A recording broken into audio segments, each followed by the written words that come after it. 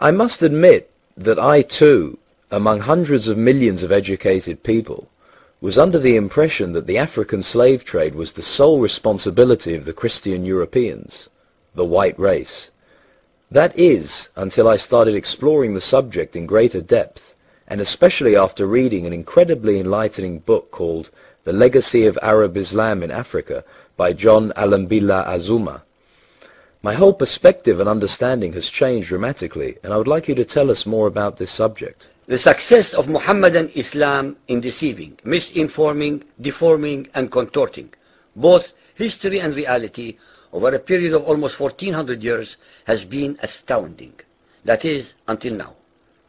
The greatest tragedy about this particular subject is that most of the descendants of African slavery, the black people in the Americas, around the world, as well as among the African blacks, are totally ignorant of the actual facts. Before we lose the concentration of our listeners, I would like to make the following statement and then prove it. That the worst, most inhumane and most diabolical institution of the black African slave trade was initiated, refined, perpetrated, and implemented by the Mohammedan Arabs and later aided and abetted by the black converts to Mohammedan Islam. I predict that, as usual, the two subcultures, those of denial of facts and of political correctness, will attack us without once disproving a single statement and or conclusion that we make. Slavery was not created by the white races, because it has existed throughout human history and practiced by every tribe, culture, civilization, racial group, and religion. In fact, the very word slavery has its root in the name Slav, based upon the Slavic peoples of Europe who were subjugated by other Europeans. It is not common knowledge that the Arabic word abd is synonymous with the meaning of slave. For example, Abdullah means literally the slave of Allah, and that in the language of the Arabs, all black peoples are called abid, plural, for slaves. While much has been written concerning the transatlantic slave trade, surprisingly little attention has been paid to the Islamic slave trade across the Sahara, the Red Sea, and the Indian Ocean. While the European involvement in the African transatlantic slave trade to the Americas lasted for just over 3 centuries, the Arab involvement in the African slave trade has lasted 14 centuries, and in some parts of the Mohammedan world is still continuing to this day. The birth of Mohammedan Islam and its conquests brought about the birth of institutionalized, systematized, and religiously sanctioned slave trade on a massive and global scale. In fact, the Quran allows the taking of slaves as booty or reward for wars of aggression against any and all unbelievers, most of the human population. This has led to an enormous number of so-called holy wars, jihad in Arabic. There was and is absolutely nothing holy about these wars, which are primarily to plunder, slaughter, rape, subjugate, and rob other human beings of their wealth, produce, freedom, and dignity. Mohammedan Muslim states and tribes attacked other non-Muslim groups to achieve these objectives.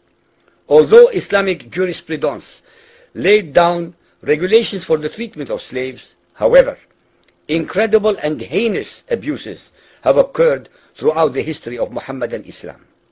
By the Middle Ages, the Arabic word abd was in general used to denote a black slave, while the word mamluk referred to a white slave.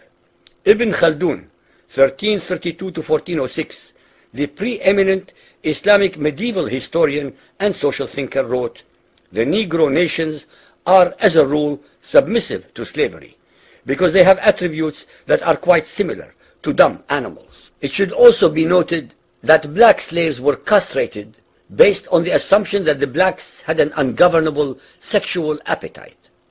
When the Fatimid Caliphate came to power in Egypt, they slaughtered all the tens of thousands of black military slaves and raised an entirely new slave army.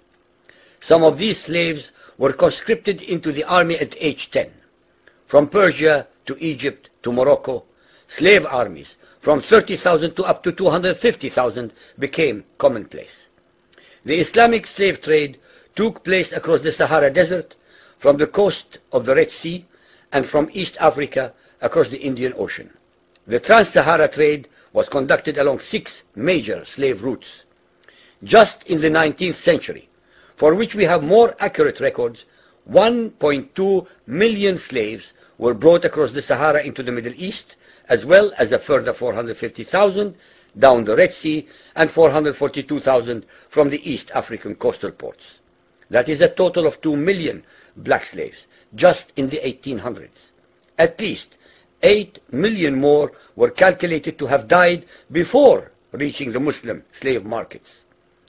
A comparison of the Islamic slave trade to the American slave trade reveals some extremely interesting contrasts. While 2 out of every 3 slaves shipped across the Atlantic were men, the proportions were reversed in the Islamic slave trade. 2 women for every man were enslaved by the Muslims. While the mortality rate of slaves being transported across the Atlantic was as high as 10%, the percentage of slaves dying in transit in the Trans-Sahara and East African slave market was a staggering 80 to 90%. While almost all the slaves shipped across the Atlantic were for agricultural work, most of the slaves destined for the Muslim Middle East were for sexual exploitation as concubines, in harems, and for military service. While many children were born to the slaves in the Americas, the millions of their descendants are citizens in Brazil and the United States today.